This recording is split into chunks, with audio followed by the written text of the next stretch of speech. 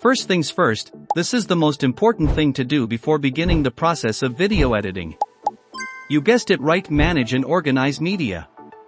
For this reason, I spend a considerable amount of time on it, especially adding as much metadata as needed. Trust me, it can save you countless hours of time finding the exact footage real quick by just entering the metadata in the search box. Moreover, it helps me to build that creative flow state because being able to quickly find particular clip or any element can accelerate productivity. If you are a professional, you most probably already know its importance. So, after building the base of a project, I like to build the rough cut. The term rough cut is quite popular in the industry. It is indeed popular for a reason. Building the rough cut provides me with the structure which can be altered, if needed, by getting feedback, checking whether narrative flow and the sequence is matching with the expectation of its stakeholders. If any changes are needed, then in the rough cut sequence it would be quite easy to do alterations. This is another most major step that I take into consideration.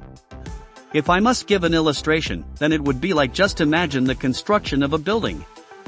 If the media management is the base of the building, then making a rough cut is like supporting pillars which supports its structure. Sometimes simple things as simple as building a rough cut turn out to be a crucial aspect of this creative process. I always consider it because it enhances my productivity and workflow. Now, we have a structure so that we can further add refinements. You most probably know what I am talking about, fine cut. In this aspect of the process, I dive deep into the tiny details, trying to make things a little bit more perfect by adding in B-rolls, including extra layers if needed. You know, it is all about enhancing the timeline. I think cutting finely is the most creative thing in the entire process, where a considerable amount of time should be invested.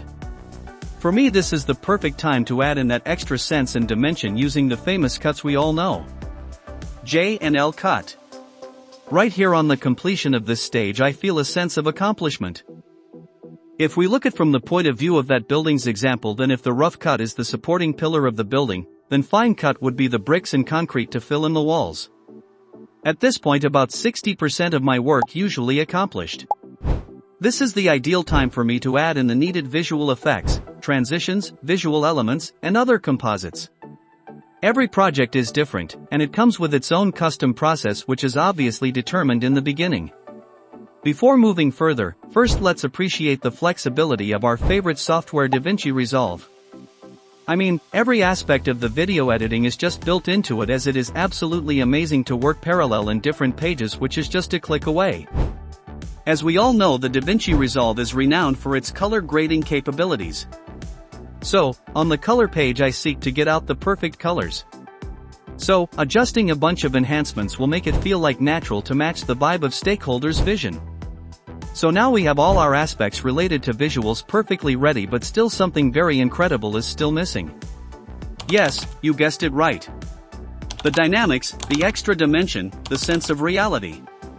Audio editing and sound design. But the problem is people sometimes overdo it.